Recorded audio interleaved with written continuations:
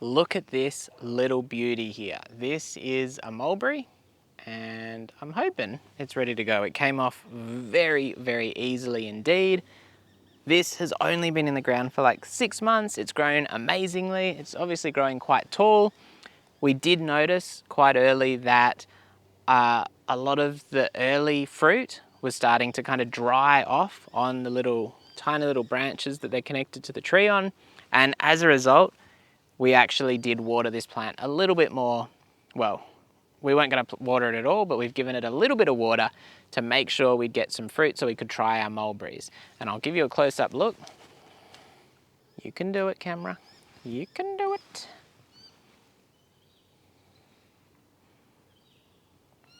So that is our mulberry there. As you can see, it's nice and ripe. It's quite juicy. It's got that little stem. The stem is the bit that can kind of dry up and prevent the fruit from ripening properly if it's not getting enough, I guess maybe nutrients, but also water in our case. So yeah, this is super exciting for me because I really like mulberries. So anyway, let's try it.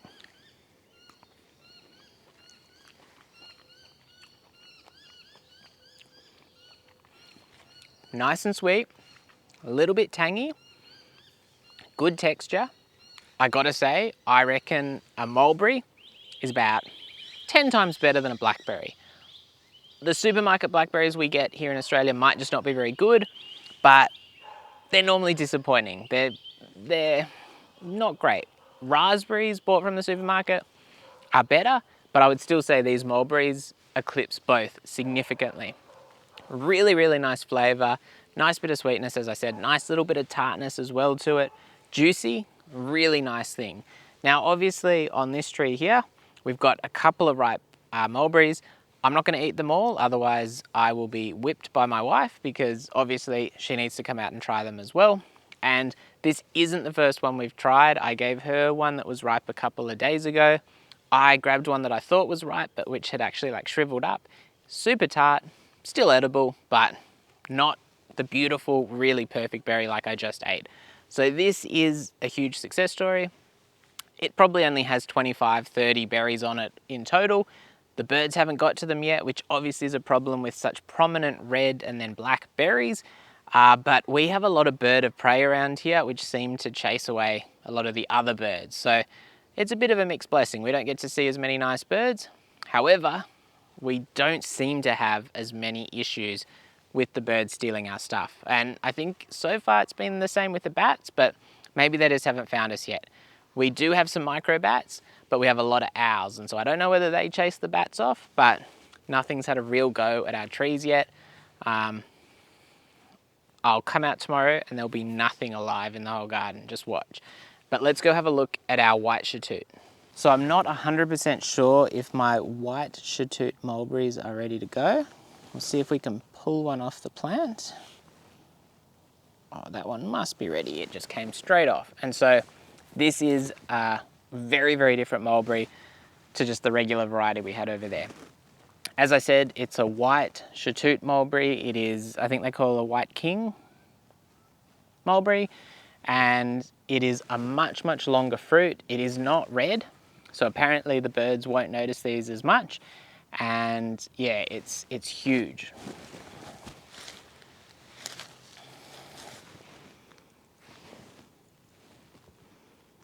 So there you can see it. And I'm not sure if it's 100% ripe, but we're about to eat it anyway. Because that is pretty awesome if you ask me. So the one thing I will say with this is it's actually almost like a weeping tree the way this one's growing. I do think I'm gonna need to get it a bit up off the ground because this branch is almost touching the ground with the berries on it.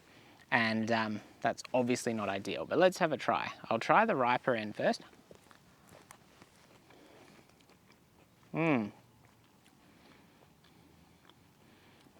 It does have a little bit of a greeny flavour. I'd say it's maybe a little bit underripe.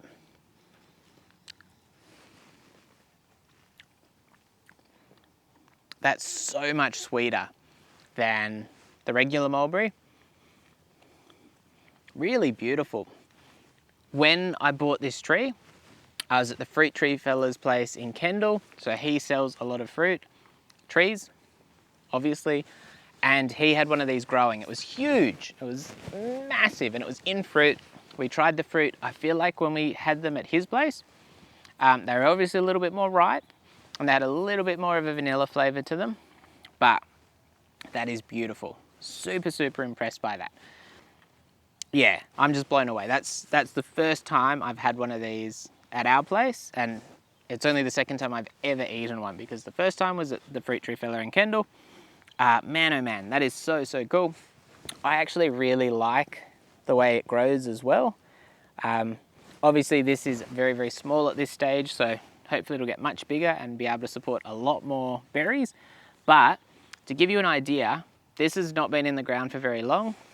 It is covered in berries. 2, 4, 6, 8, 10, 12, 14, 16, 18, 20, 22, 24, 26, 28, 30, probably like 60 mulberries on this, maybe 70. And if you were to put those in punnets like you'd buy at a supermarket, like with blackberries, that's probably 4 or 5 punnets worth, if we get them all off the tree, which is a big, big question. However, this is amazing if you ask me.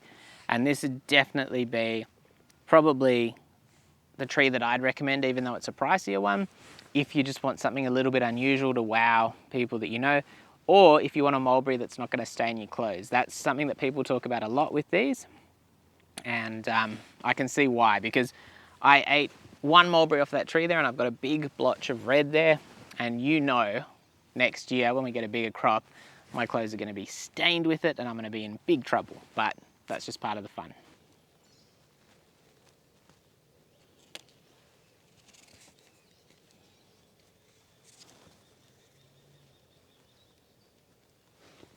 That should keep it a little bit more off the ground.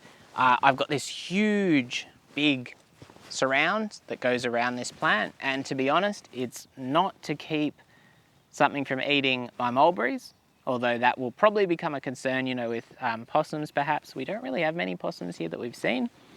The bigger concern is the unfortunate issue that the wallabies love things that taste good, and mulberry leaves are a beloved source of food for many, many creatures. So keep that in mind.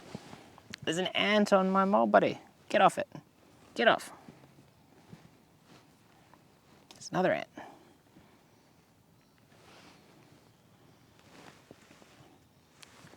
We might need to put some Vaseline around the base of the tree to try and keep the ants off, because I can see them coming up and stealing all my mulberries. Anyway, let's get the netting back around because it's getting dark and the wallabies will be coming to steal my mulberries.